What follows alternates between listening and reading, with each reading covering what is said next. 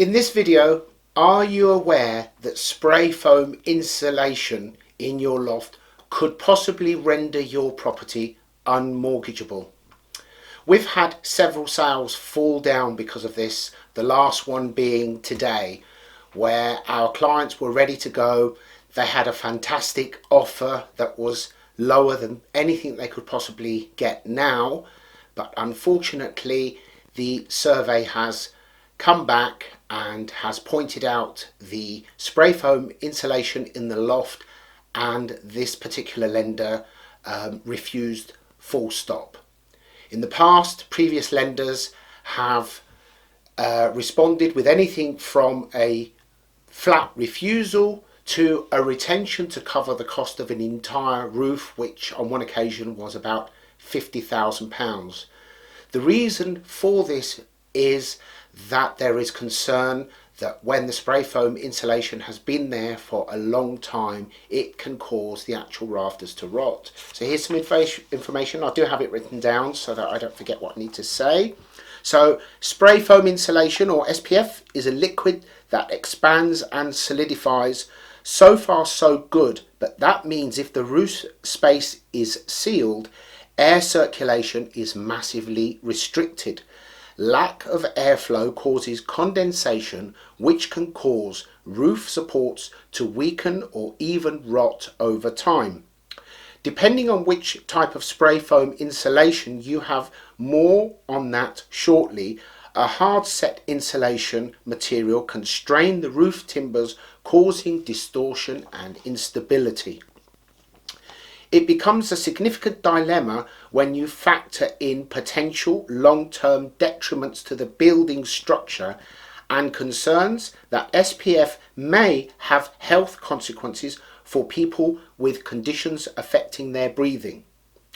Open cell spray foam insulation is spongier, more flexible and softer, so it is usually a lot easier to remove and replace.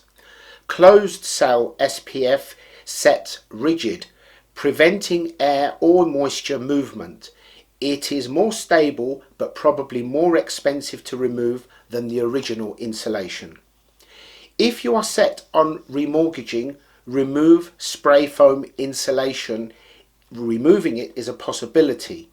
It is important to note that some lenders may still have reservations depending on how long it has been in situ.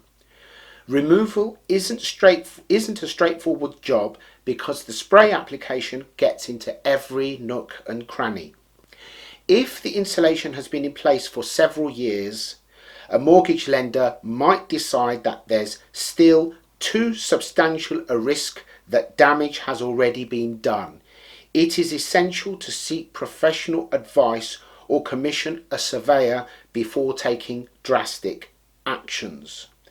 As I said, we have lost several sales due to SPF, the last one being just today. In future, we do intend to ask sellers if they have had this installed so that we can consider the options before even marketing their property, because it's quite distressing for everyone to get to the point where the property is sold subject to survey, everything is in place, and then the survey comes back and the mortgage has been refused. If you're in the business of installing SPF, I do apologise for bringing these points up to the public, but as an agent who has seen the consequences from a point of view of a mortgage of having it installed, then obviously it's only fair that I inform the public. Also, if you're planning any form of equity release, if you're older and considering that as an option, no equity release fund will consider a property that has had spray foam insulation.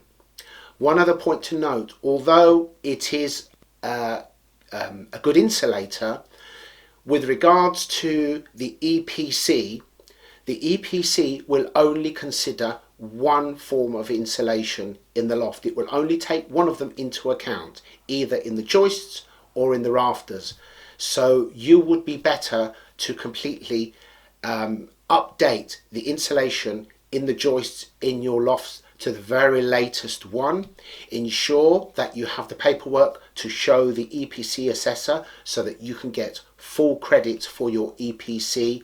And if you are intent on adding additional insulation into the rafters, do not go for spray foam insulation, go for a more traditional one because of the problems that it can cause.